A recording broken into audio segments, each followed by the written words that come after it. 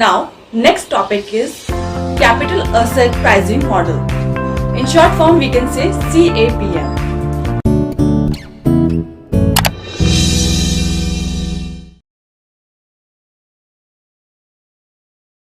So, the Capital Asset Pricing Model CPM is used in finance to determine a theoretically appropriate rate of interest of an asset.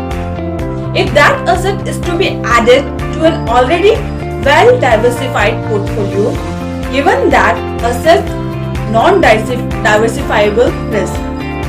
The CAPM formula takes into account the asset sensitivity to non-diversifiable risk, and that is also known as systematic risk or market risk that I already told you in module 2, referred to as beta in the financial industries, as well as the expected return of the market and the expected return of a theoretical risk-free asset. The model was introduced by Jack Treynor, William Sharps, John Lintner and Jen Mosin independently, building on the earlier work of Harry Markowitz on diversification and modern portfolio theory. Now, next topic is assumption of CAPM. CAPM is an equilibrium model of the trade-off between expected portfolio return and unavoidable risk. There are following assumption of CAPM. Now, first assumption is capital market are efficient where investors are well informed. Second one is transaction cost to market investment in different securities are zero. Next is there are negligible restriction on investment and no taxes.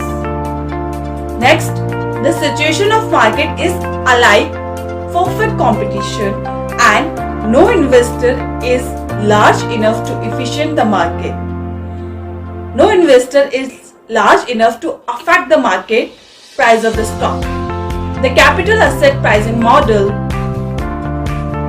is all about describes individually stock returns as a function of the overall market returns.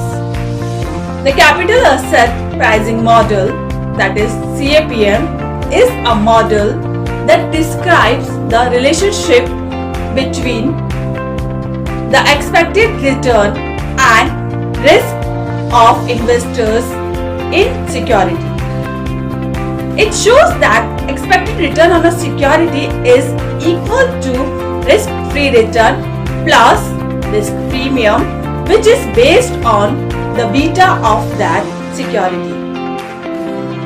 Below is an illustration of CAPM concept. You can see this diagram. Now, next topic is undervalued and overvalued stock. The CAPM model can be practically used to buy, sell or hold stocks. CAPM provides the required rate of return on a stock after considering the risk involved in an investment. Based on current market price or any other judgmental factors, that is known as benchmarks, one can identify as to what would be the expected return over a period of time. By comparing the required return with the expected return, the following investment decisions are available. So in the first case, when CAPM less than expected return, we need to take a decision buy.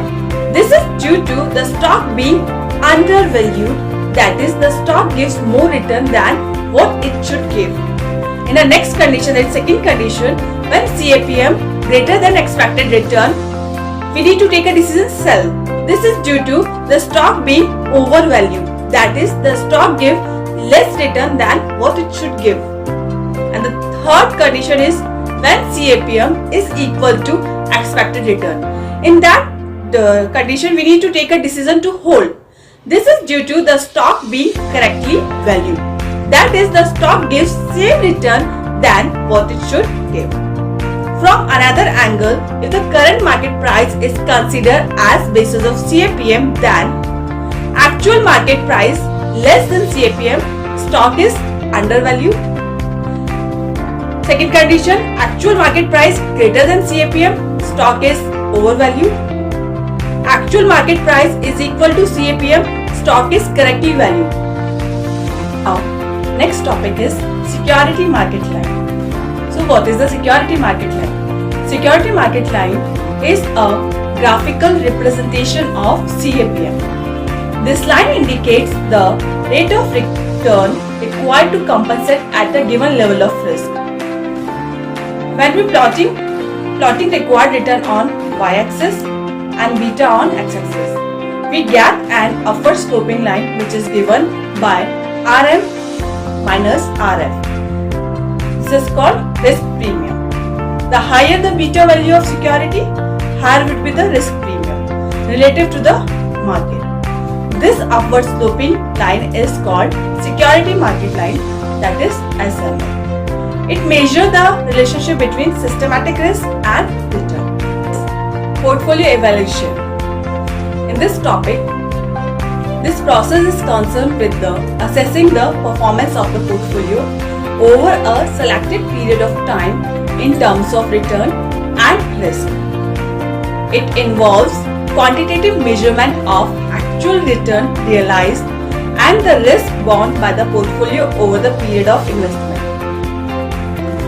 The objective constructing of a portfolio and revising it periodically is to maintain its optimal risk-return characteristic.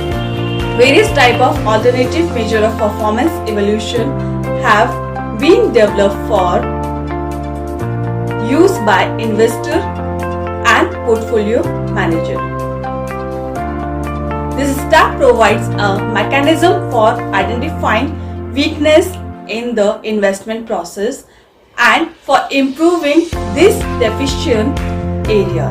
It should however be noted that the portfolio management process is an ongoing process. It starts with security analysis, proceed to portfolio construction and continues with portfolio revision and with portfolio evaluation. Superior performance is achieved through continual refinement of portfolio management skill. Following three ratios are used to evaluate the portfolio. The first one is the tenor measure, the second one is the Sharpe measure, and third one is Jensen model.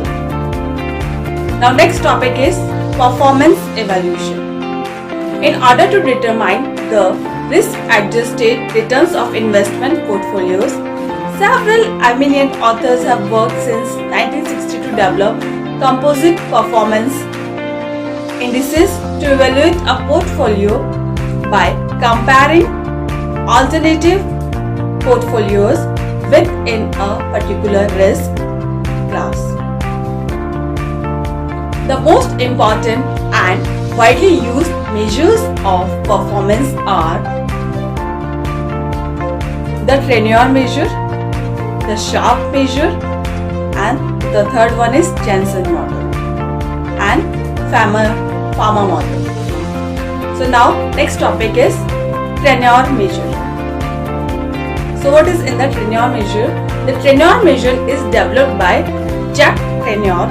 These performance measures evaluate funds on the basis of Tenors index. This index is a ratio of return generated by the fund over and above risk-free rate of return, generally taken to be return on securities backed by the government, as there is no credit risk associated.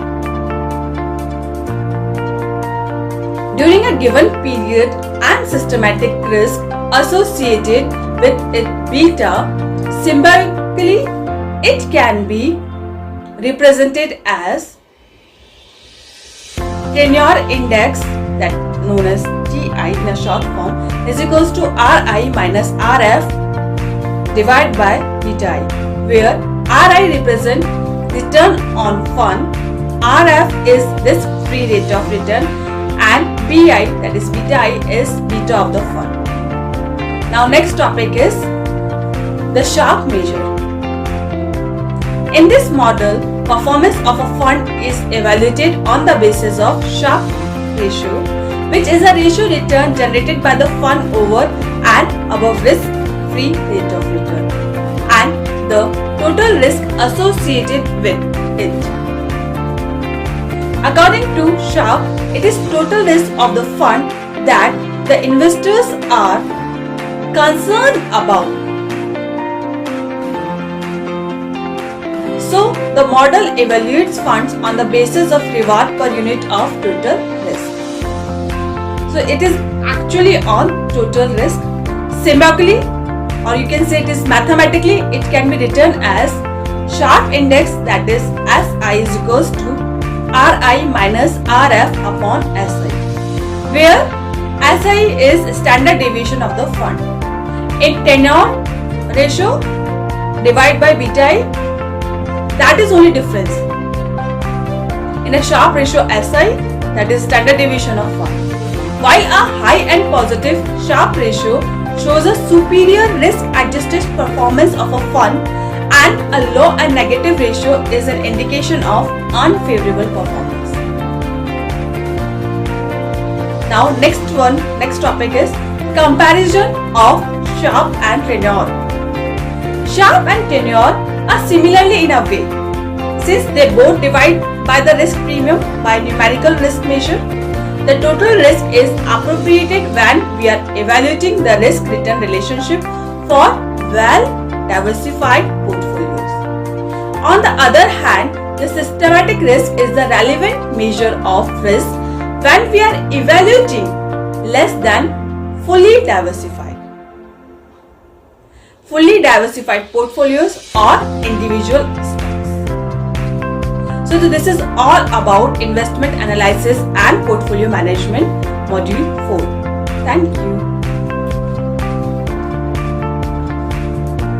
Superior performance achieved through continual refinement of portfolio management skill. Following three ratios are used to evaluate the portfolio. The first one is the tenure measure, the second one is the Sharpe measure, and third one is Jensen model. So this is all about investment analysis and portfolio management, module 4. Thank you.